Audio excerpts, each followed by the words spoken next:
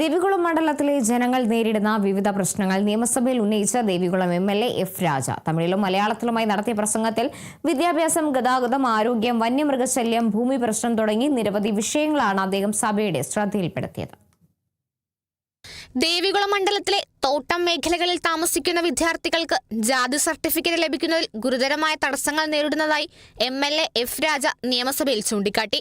വിദ്യാർത്ഥികളുടെ വിദ്യാഭ്യാസ പുരോഗതിയെ ബാധിക്കുന്ന ഈ പ്രശ്നത്തിന് ശാശ്വത പരിഹാരം കാണണമെന്ന് അദ്ദേഹം ആവശ്യപ്പെട്ടു. സംസ്ഥാനത്തെ പ്രധാന വിനോദസഞ്ചാര കേന്ദ്രമായ മൂന്നാറിൽ ആധുനിക സൗകര്യങ്ങളുള്ള ബസ് സ്റ്റാൻഡ് ഇല്ലാത്തത് വലിയ പോരായ്മയാണെന്നും ബസ് സ്റ്റാൻഡ് വികസനത്തിന് അടിയന്തര നടപടി സ്വീകരിക്കണമെന്നും MLA ആവശ്യപ്പെട്ടു.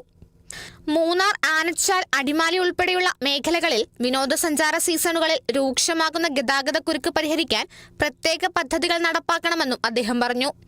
മണ്ഡലത്തിലെ കർഷകരും സാധാരണ ജനങ്ങളും വന്യമൃഗശല്യം മൂലം വലിയ ദുരിതം അനുഭവിക്കുന്നുണ്ടെന്നും കൃഷിനാശം തടയുന്നതിനും ജനങ്ങളുടെ സുരക്ഷ ഉറപ്പാക്കുന്നതിനുമായി ശക്തമായ നടപടികൾ സ്വീകരിക്കണമെന്നും MLA ആവശ്യപ്പെട്ടു.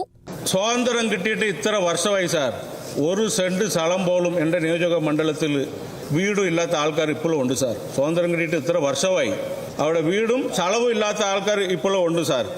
അവിടെ നല്ല ഒരു ആശുപത്രി പോകണമെങ്കിൽ 4 മണിക്കൂർ കടന്നു പോകണം. കോട്ടയത്തിന് പോകുന്ന വഴിക്ക് തന്നെ മരിച്ചുപോയ ആൾക്കാരുണ്ട് സാർ.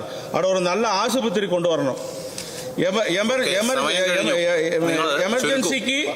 എമർജൻസിക്ക് നമുക്ക് കടന്നു പോകാൻ ഒരു സാഹചര്യം ഇല്ലാത്ത സ്ഥലമായി പോയി സാറേ മൂന്നാർ. ആരോഗ്യ മേഖലയിലെ പരിമിതികളും സഭയിൽ അദ്ദേഹം ചൂണ്ടിക്കാട്ടി.